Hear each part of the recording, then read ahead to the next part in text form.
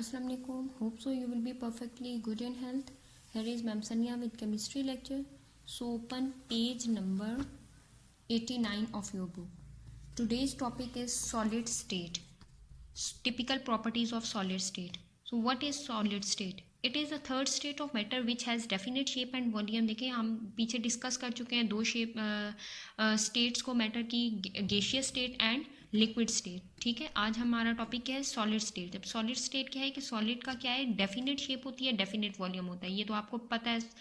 ठीक है, in solid state the molecules are very close to one another and are closely packed. The intermolecular forces are strong that particles become almost motionless, hence they cannot diffuse.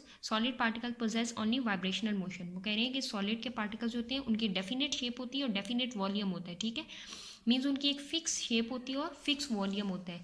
और solid के molecule जो है वो आपस में इतना closely pack होते हैं, मीन्स कि उनके अंदर की जो इंटरमॉलिक्यूलर फोर्सेज है वो इतनी स्ट्रांग होती हैं कि मॉलिक्यूल जो है वो मोशनलेस बन जाते हैं, कि तकरीबन वो मूव नहीं कर सकते उनके पार्टिकल. जैसे आपको मैंने गैस के पार्टिकल्स का बताया था कि गैस के पार्टिकल्स ऊपर नीचे मूव करते हैं, और लिक्विड के पार्टिकल्स को भी जब हम जो है वो उन्हें मतलब खुद उन पे कोई एक्सटर्नल फोर्स एक्ट करे तो फिर लिक्विड के पार्टिकल्स भी मूव करते हैं. लेकिन गैस के जो पार्टिकल्स हैं वो उनके पार्टिकल्स के अंदर इंटरमॉलिक्यूलर फोर्सेस इतनी स्ट्रांग होती हैं कि मॉलिक्यूल्स क्लोजली पैक होते हैं. ठीक है, और उनके अंदर के जो मॉलिक्यूल्स आते हैं वो तकरीबन मोशनलेस होते हैं, वो मूव नहीं कर सकते. ठीक है, तो सॉलिड के मॉलिक्यूल्स हैं वो सिर्फ वाइब्रेशनल मोशन शो करते हैं, कि मीन्स अगर हम उन्हें एक्सटर्नल कोई टेम्परेचर या कुछ भी दे, तो टेम्परेचर अगर मैं सपोज करें किसी सॉलिड बॉडी को एक्सटर्नल टेम्परेचर दे रही हूँ, ठीक है, तो क्या होगा कि उसके पार्टिकल्स सिर्फ अपनी ही जगह पे ऊपर नीचे मूव करेंगे, वाइब्रेट करेंगे. ठीक है, उस इंटरमॉलिक्यूलर फोर्सेस को तोड़ना उनके लिए स्टार्ट में बहुत ज़्यादा मुश्किल हो जाएगा. वो स्टार्ट में सिर्फ अपनी ही जगह पे वाइब्रेट करेंगे. ठीक है, typical properties. Solid exhibit typical properties few are discuss here. First melting point, हम इसकी प्रॉपर्टी डिस्कस करेंगे. Second rigidity and third density. Okay, melting point पे आते हैं. मेल्टिंग पॉइंट क्या है? देखिए यहाँ पे इसकी डेफिनेशन है यहाँ से, the temperature at which a solid start melting. ठीक है, एक ऐसा टेम्परेचर जिसपे सॉलिड जो है वो मेल्ट होना स्टार्ट हो जाता है और लिक्विड फॉर्म में आ जाता है. ठीक है, उसे क्या कहते हैं? Melting point. देखिए आप सिंपल एग्जाम्पल ले रहे हैं, आप प्लास्टिक की एक बॉल लेते हैं, ठीक है, जिसे आप खेलते हैं.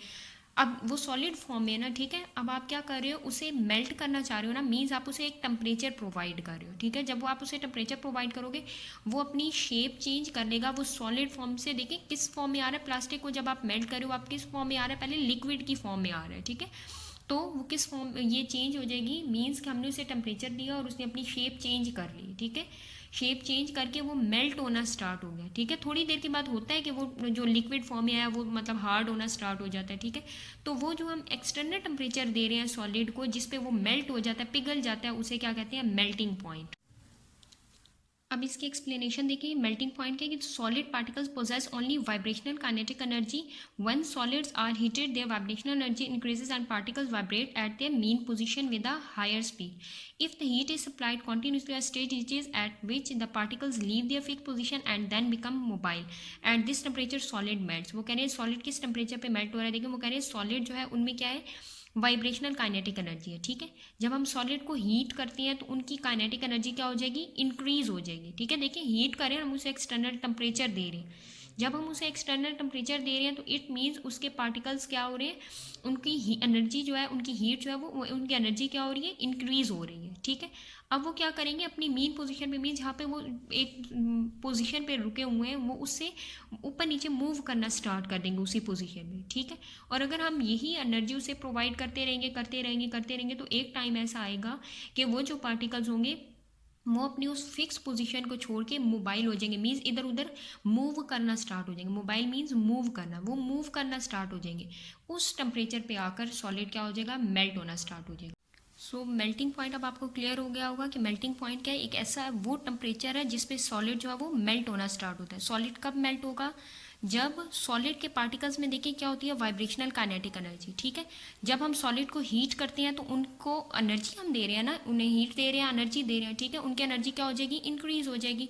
और पार्टिकल्स क्या होंगे? अपनी ही जगह पे वाइब्रेट करेंगे, मीन्स मूव करना स्टार्ट कर देंगे, लेकिन उस वक्त वो अपनी पोजिशन पे ही रहेंगे.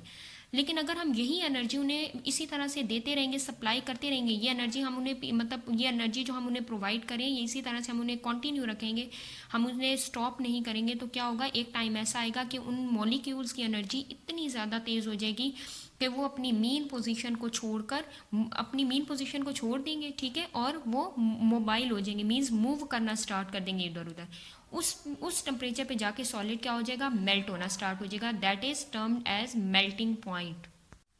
Next one is rigidity. The particles of solid are not mobile, they have fixed positions, therefore solids are rigid in their structure. Rigidity means hardness, कि सॉलिड के दरमियान के पार्टिकल्स के अंदर हार्डनेस कितनी होती है। देखिए ऊपर हमने अभी डिस्कस यही किया ना कि सॉलिड के पार्टिकल्स मोबाइल नहीं होते, मीन्स मूव नहीं कर सकते, ठीक है। अब हम उसे अगर एक्सटर्नल टेम्परेचर दे रहे हैं उसके बाद मतलब उसकी कंडीशन चेंज करें तब वो मूव करना स्टार्ट हुए, लेकिन बेसिकली क्या होता है कि सॉलिड के पार्टिकल्स क्या है, मोबाइल हैं, वो मूव आर नॉट मोबाइल, ठीक है, कि वो मूव नहीं कर सकते, उनकी एक फिक्स्ड पोजीशन होती है, ठीक है। इसलिए हम कहते हैं कि सॉलिड जो है वो हार्ड होते हैं, वो रिजिड होते हैं, सख्त होते हैं, ठीक है। क्यों, क्योंकि उनके पार्टिकल्स मोबाइल नहीं होते, वो अपनी फिक्स पोजीशन पे ही रहते हैं, इसलिए मैं कहती हूँ कि सॉलिड जो है वो रिजिड होते हैं।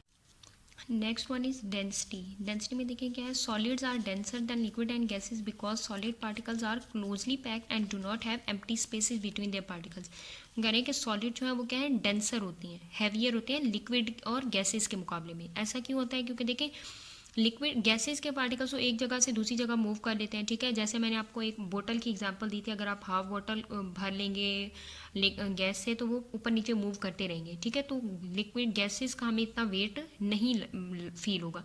इसी तरह से लिक्विड की भी एग्जांपल है कि लिक्विड जो है वो सॉलिड के मुकाबले में कम डेंसर होते हैं, जबकि ये जो सॉलिड पार्टिकल्स होते हैं ये सबसे ज़्यादा डेंसर होते हैं। क्यों, क्योंकि इनके पार्टिकल्स एक दूसरे से क्लोजली पैक होते हैं, उनके दरम्यान में कोई एम्प्टी स्पेसेस नहीं होती कि वो मूव कर सकें।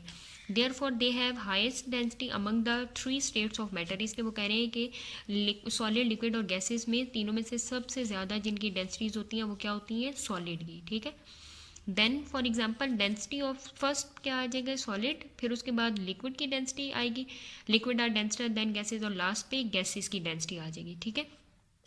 फर्स्ट पे mean solid, then liquid and gases. For example density of aluminium is, अब ये तीन नीचे सॉलिड नहीं हुआ, अब इनकी डेंसिटीज, अब वो कह रहे हैं कि डेंसिटी और डिफरेंट सॉलिड की डेंसिटीज भी वेरी करती हैं।